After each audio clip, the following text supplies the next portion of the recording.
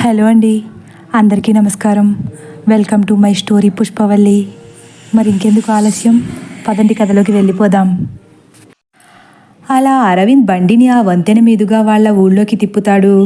కుక్కలు ఇంకా వెనక పడుతున్నాయన్న కంగారులో పెద్ద మనిషి వెనక్కి చూస్తూ, ఇంకా మీ ఊరు రాలేదా బాబు అని కంగారుగా అడుగుతారు. వచ్చేసామండి, అదిగో ఆ లైట్స్ కనిపిస్తున్నాయి కదా, అదే మా ఊరు. అమ్మయ్యా, ఎలాగైతే నన్ను తీసుకొచ్చి మీ ఊళ్ళో పడేశావు, అది చాలు. ఇక్కడ దింపేయి, నేను ఏదోలా ఇల్లు కనుక్కొని వెళ్ళిపోతానులే. ఎందుకండి, ఇక్కడి వరకు వచ్చానుగా. ఆ ఎదరే పద్మనాభం గారి ఇల్లు, వాళ్ళ ఇంటి ముందే దింపేస్తాను. పర్లేదులే, ఈ మాత్రం కూడా వెళ్ళలేనా ఏంటి? ఇక్కడి దాకా తీసుకొచ్చావు, అది చాలు. వెళ్ళలేరని కాదండి, నాకంత ఇబ్బంది ఏమీ కాదు కదా. సర్లే, నీ ఇష్టం అని ఆ పెద్దాయన అరవింద్ మాటలకు ఒప్పుకోక తప్పదు. అరవింద్ నెమ్మదిగా బండిని పద్మనాభం గారి ఇంటి దగ్గరకు పోనిస్తున్నాడు. ఆ ఊరు చాలా పెద్దది. ఊరంతా వీధి లైట్ల వెలుగులో చాలా అందంగా కనిపిస్తుంది ఆ పెద్దాయనకు. అసలైన పల్లెటూరు చూసి ఎన్నాళ్ళయిందో అని మైమరచిపోతూ ఆ రాత్రి వేళలో వీధి లైట్ల వెలుగులో కనిపిస్తున్న ఆ రోడ్లకు ఇరుపక్కల ఉన్న ఆ పల్లెటూరి ఇళ్ళ అందాన్ని చూస్తూ మురిసిపోతున్నాడు. మచ్చుకు కూడా ఊళ్ళో మనుషులెవరూ రోడ్లపై కనిపించట్లేదేంటి అనుమానంగా అడుగుతాడు ఆ పెద్దాయన. ఎక్కడండి, అందరూ రాత్రి అయితే ఆ టీవీల దగ్గరే అతుక్కుపోతున్నారు నిట్టూర్పుగా అంటాడు అరవింద్. మన ఊరిలో మనతో పాటు ఉండే పక్కింటి వారితోనూ పొరుగింటి వారితోనూ మాట్లాడడం మానేసి టీవీలో వచ్చే ఆ పాత్రలనే సొంత వారిగా ఊహించేసుకుంటున్నారు. ఇది చాలా ప్రమాదకరమైన వైఖరి. జనాలకి ఎప్పుడు అర్థమవుతుందో ఏంటో అంటారు ఆ పెద్దాయన. అవునండి, అందరూ అలానే తయారయ్యాం. ఒక్కరినో ఇద్దరినో అయితే మార్చవచ్చు.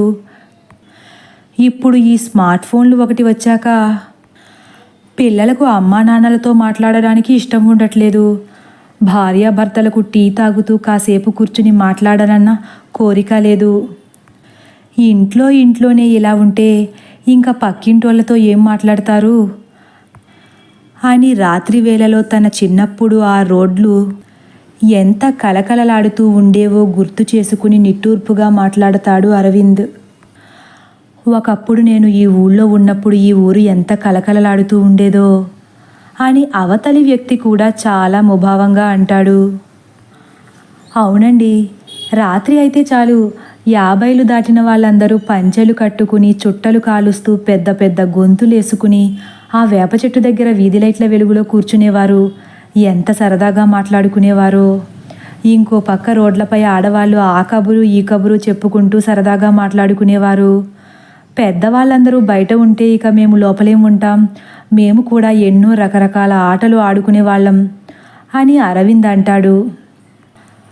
కాలం వెనక్కి వెళ్ళిపోతే తప్ప ఎంత ప్రయత్నించినా ఆ మధురమైన క్షణాలు, అటువంటి రోజులు తిరిగి రావనిపిస్తుంది అని ఆ పెద్దాయన అంటుండగా ఒక్కసారే సడన్ బ్రేక్ వేస్తాడు అరవింద్. ఆ పెద్దాయన పక్కకు చూస్తారు. కళ్ళ ముందు ఒక పెద్ద మేడ కనిపిస్తుంది. దాని చుట్టూ విశాలమైన ప్రాంగణం. ఆ ప్రాంగణానికి పెద్ద ప్రహరీ గోడ కట్టి ఉంది. ఆ ఇంటి వైపే కన్నార్పకుండా ఆశ్చర్యంగా చూస్తున్నారు ఆ పెద్దాయన. ఏంటి ఇక్కడ ఆపావు అని అనుమానంగా అడుగుతారు. ఇదేనండి మీ బావగారిల్లు, పద్మనాభం గారి ఇల్లు, ఆ ఇంటి వైపు చూస్తూ చెబుతాడు అరవింద్. ఈ ఇల్లు ఎప్పుడు కట్టారు? ఇంత ఇల్లు ఎప్పుడు కట్టారు? ఒకప్పుడు పెంకుటిల్లు ఉండేదిగా అని నిర్ఘాంతపోయి చూస్తున్నారు ఆ పెద్దాయన. సరిపోయింది, మీకు ఈ ఇల్లు కట్టినట్లు కూడా తెలీదా? తలను అడ్డంగా ఊపుతారు ఆ వ్యక్తి. దీన్ని మా చిన్నప్పుడే కట్టారండి. మీ బావగారు ఈ ఊరికి ప్రెసిడెంట్ కదా, ఈ మాత్రం లేకపోతే ఎలా అంటాడు అరవింద్. ఓ అని అనుమానంగా చూస్తున్నారు ఆ వ్యక్తి. అదేంటండి అలా అయోమయంగా చూస్తున్నారు? మీ బావగారు ఈ ఊరికి ప్రెసిడెంట్ అని కూడా తెలియదా మీకు? సంశయాత్మకంగా అడుగుతాడు అరవింద్. చెప్పాను కదా అమ్మా, మా కుటుంబాల మధ్య బంధాలు ఎప్పుడో తెగిపోయాయని. ఆ వ్యక్తి నసుగుతున్నాడు. తెలుసుకోవాలి అనుకుంటే కనీసం బంధువుల ద్వారా అయినా తెలుసుకోవచ్చండి. సర్లేండి, ఇప్పటికే బాగా ఆలస్యమైంది, వెళ్ళి మీ వాళ్ళతో ఇప్పుడైనా మాట్లాడండి అని అరవింద్ బండి స్టార్ట్ చేసి ఉంటానండి అని ముందుకు చూస్తాడు. బాబు, ఇంత సాయం చేసి కనీసం థ్యాంక్స్ అయినా చెప్పించుకోకుండానే వెళ్ళిపోతున్నావు. ఇదిగో, వచ్చే నెల 15వ తారీఖు మా అమ్మాయి పెళ్ళి. నువ్వు మీ ఫ్యామిలీలో ఉన్న అందరూ తప్పనిసరిగా రావాలి అంటూ తన బ్యాగ్లోంచి ఒక కవర్ తీసి అరవింద్ చేతిలో పెడతాడు. అరవింద్ ఆయన ప్రేమకు చిన్నగా నవ్వుకుని, మేమా, హైదరాబాదా అంటూ ఆ బ్యాగ్ తీసుకుంటాడు అరవింద్. ఆ పెద్ద ఆయన నవ్వుతూ, చాలా థ్యాంక్స్ అమ్మా, ఇప్పుడు నువ్వే గనుక రాకపోతే ఆ కుక్కలకి డిన్నర్ సప్లయర్గా మారిపోయేవాణ్ణి అని నవ్వుతూ చెప్పేసి గేట్ దగ్గరకు వెళుతున్నారు ఆ పెద్దాయన.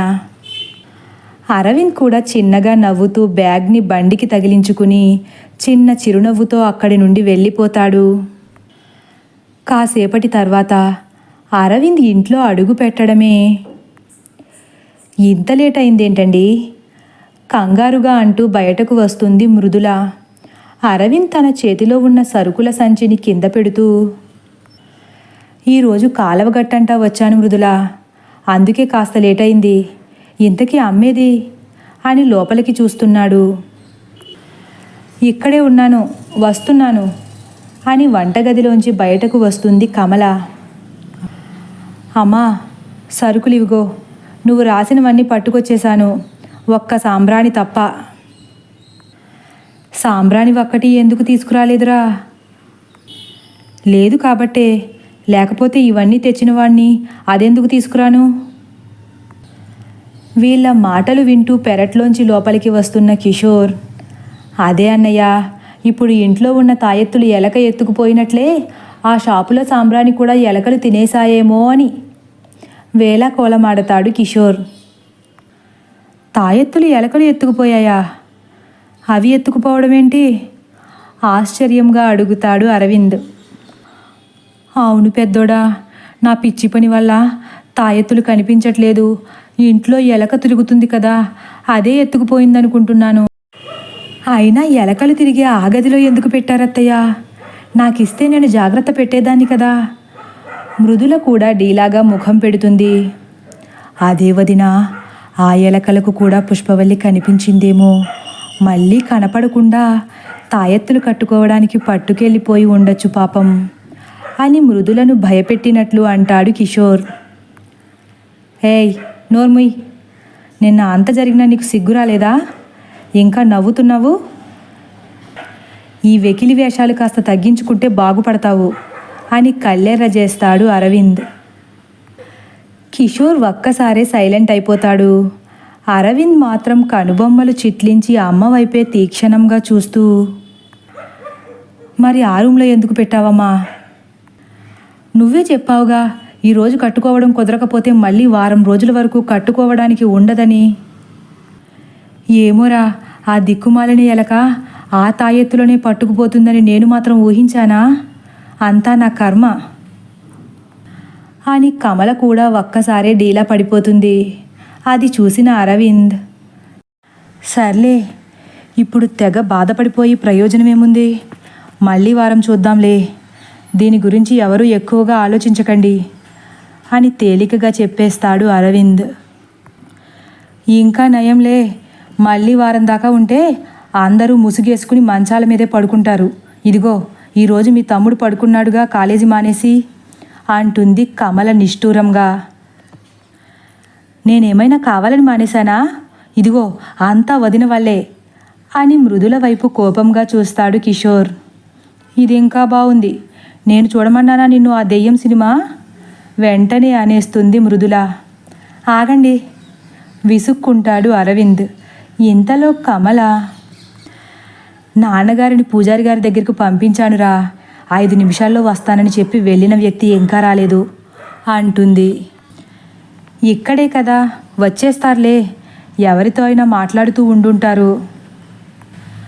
మీ నాన్నకి సొద ఉంటే చాలు, ఇంటి సంగతి మర్చిపోతారు.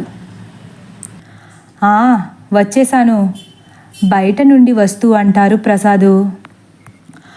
అమ్మయ్యా వచ్చేసారులే అని గబగబా గుమ్మం దగ్గరకు ఎదురెళ్ళి, తొందరగా తాయెత్తులు ఇలా ఇవ్వండి, దేవుడి దగ్గర పెట్టేసి ధూపం వేసేస్తాను ఆదుర్దాగా అడుగుతుంది కమల.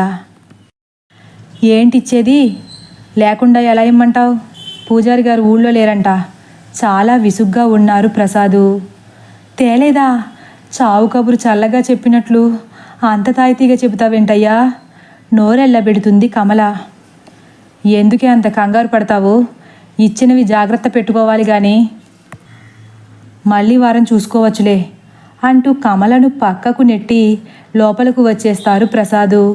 కమల మాత్రం బొమ్మలా చూస్తూ నిలబడిపోయింది. పూజారి గారు లేకపోవడం ఏంటి నాన్న?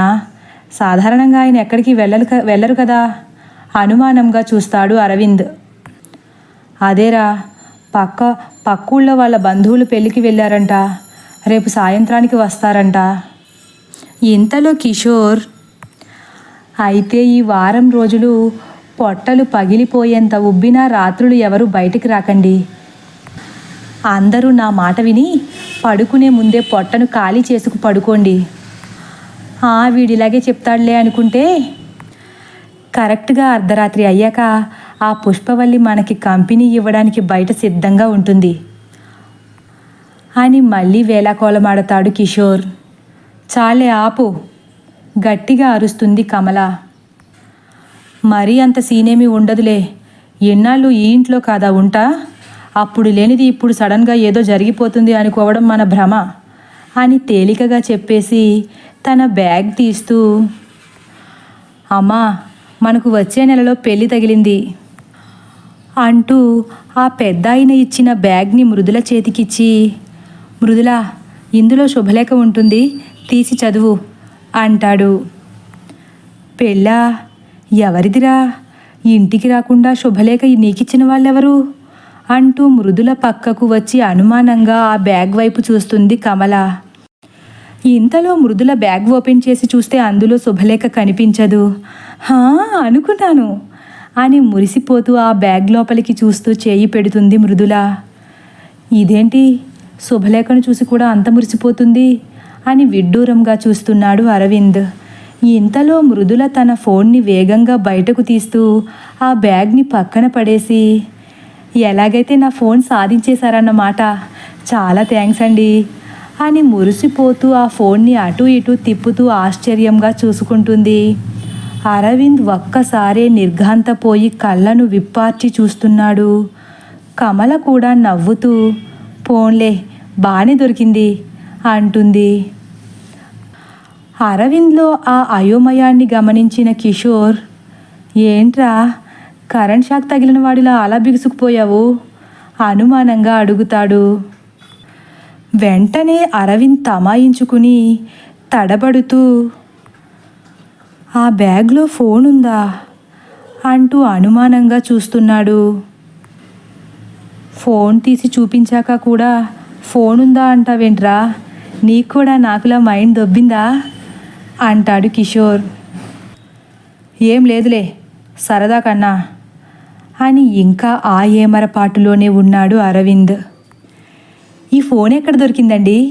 ఆవిడ దగ్గరికి వెళ్ళి పట్టుకొచ్చేశారా ఆదుర్దాగా అడుగుతుంది మృదుల. అరవింద్కి ఏం చెప్పాలో అస్సలు పాలుపోవట్లేదు. ఏం చెబితే ఇంట్లో వాళ్ళు ఇంకా భయపడిపోతారో అన్న భయంతో ఇంకా సందిగ్ధ స్థితిలోనే ఉండిపోయాడు. అడుగుతుంటే అలా చూస్తారేంటండి, ఈ ఫోన్ ఎలా దొరికిందంటున్నాను. వెంటనే అరవింద్ విసుక్కుంటూ గబాలున పైకి లేచి, దొరికింది కదా, ఎలా దొరికితే నీకెందుకు, ఎక్కడ దొరికిందని ఆరాలెందుకు, నాకు బాగా ఆకలిగా ఉంది, స్నానం చేసి వస్తాను, ముందు అన్నం పెట్టు అని చికాకుగా బయటికి వెళ్ళిపోతాడు అరవింద్. తదుపరి భాగం కోసం వేచి ఉండండి. ఒకవేళ నా కథ కానీ మీకు నచ్చినట్లయితే లైక్ చేసి సబ్స్క్రైబ్ చేయడం మర్చిపోకండి. Thank you for watching.